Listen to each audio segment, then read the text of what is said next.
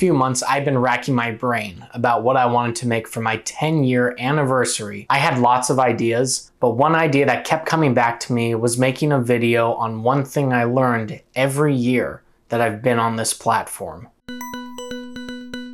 My YouTube journey began out of curiosity and this desire to edit videos. I knew I wasn't good, but I wanted to get better. At first, I started making vlogs with my friends. Slowly, I saw my friends were around less and we were all heading different directions. In order to edit videos, I needed someone in front of the camera. With no one around, I put myself in front of the camera to allow myself more reps at editing. I quickly learned there's a big difference between filming when you have your friends around and then filming by yourself. This is that glass ceiling that so many are scared to break. It's that one thing that can set you apart from the other 99% of people that say, I want to do this. Breaking the glass ceiling and not being afraid to go where most people won't.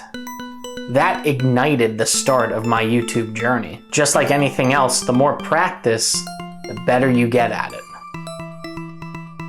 The biggest elephant in the room when it comes to YouTube is money. How much can you make? Is it easy? When looking back on 2017, it was my best year on YouTube. I was making so many videos, I was having so much fun, and I was inching my way closer and closer to my first check. I was not pulling a huge crowd, but to rack up a few pennies here and there, I wasn't driven by that. It was just viewed as a benefit if it happened. As a smaller channel, nothing ever comes easy. In 2018, my green circles turned yellow with a simple rule change. And this was the first of many changes that would come down the line. If even the biggest creators on the platform are trying to get you to go elsewhere, what does that tell you about how much money you can make here? The thresholds keep changing, as does the platform.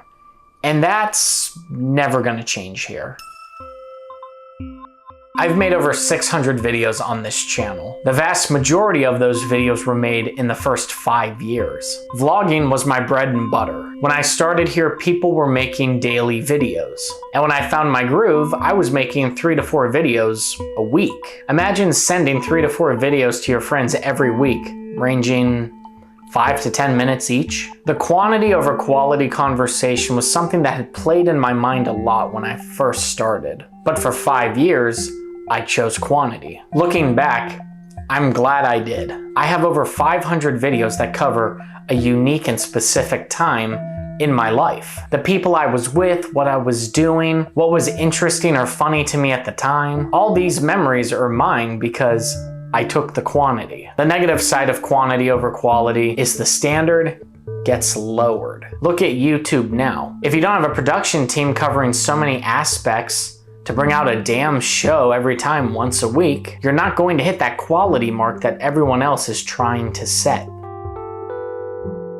Maybe the biggest change I've seen here since being on the platform is moving away from the personality side and favoring the topical side. Now don't get me wrong, if you cover the topical side before anyone else, you get to claim dibs to your personality also being a part of that niche space. If you come along later to the topic, you're viewed as a copycat of a personality or a video model. Since there is no winning on that aspect, just be you. Who cares what others say? The platform's slogan used to be broadcast yourself. Have fun, be unique, and be you. The whole cringe and embarrassing status quo only applies to people that feel that they have a presence. I stopped caring about what people thought 10 years ago. I make what I want to make and be uniquely me, and thank goodness for that.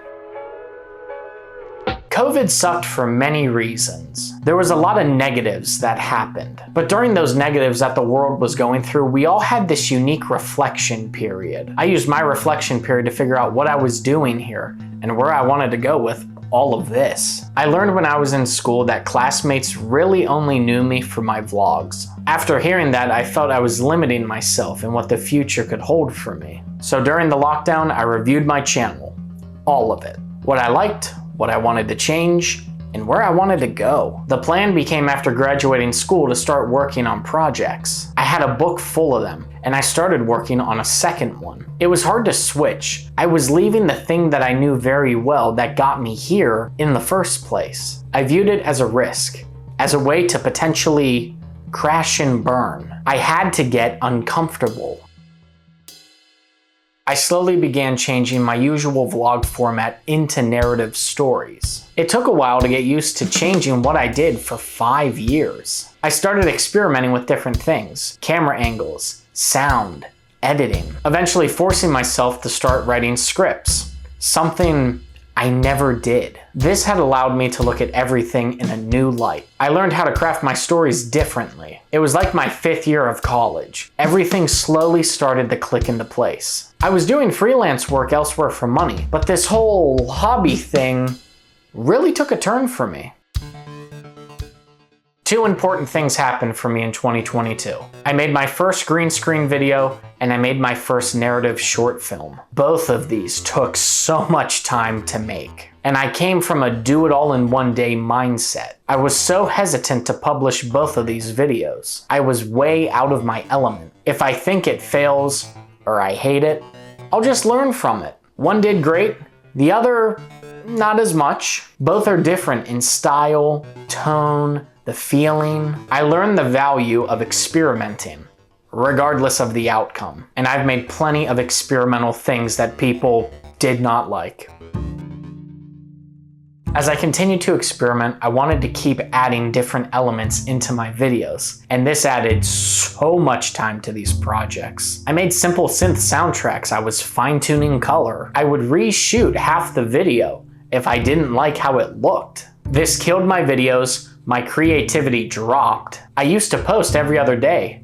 Now I was finding myself posting once every 3 months. We used to make things imperfect and love them. Now we need to make sure everything's perfect or we tell ourselves, this sucks. I found this pulling me down. So I threw perfection out the window and made something far from perfect, green screen videos. However, I did turn my eyes green one time.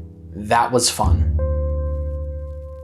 While everyone's chasing the trends to make things as short, fast, and tightly packaged as possible, I was making videos about cookies, road rage, my favorite beers, and hot dogs. I learned that there is still a corner of the internet that likes it when you don't overreach. They want to commit to watching something longer, something slower paced. They want to be rewarded with the investment of their time for a good video. I slowly started to see the increase in viewership again. It was a different pace, a different style, and so much of my personality was injected back into this. Gratitude equals success on YouTube. It took me 8 years to figure out what I was gonna do after making vlogs, experimental videos, and anything else I made along the way. I was worried that my videos wouldn't resonate, click, or find a home with anybody.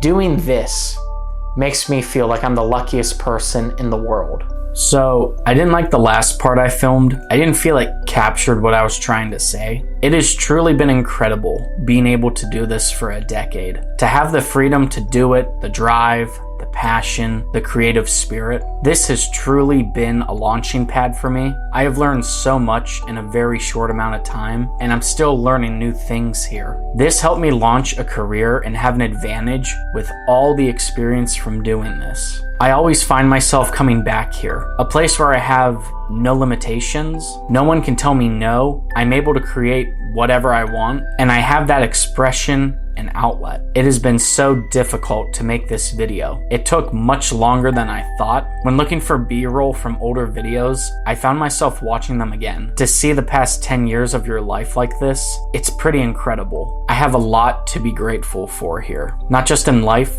but those who have been here from the start or joined sometime along the way. To think that people would give me their time to watch whatever I was making, that is a special feeling. I am not known for anything or famous. I'm just a guy. I was making videos in my parents' basement for fun, and it has expanded itself into this incredible journey. I want to say thank you to everyone who has watched. Your time is your most valuable resource, and to give me any of it means the world to me. Looking ahead, I am very excited for what is to come. I wrote out my plan for how I want things to go here. I made a roadmap for what my goal is, and it's adding fuel to a fire that's been burning for a long time. Okay, enough rambling. I truly want to say thank you. Thank you, thank you, thank you. I'm so excited for what's next. Here's to 10 more years.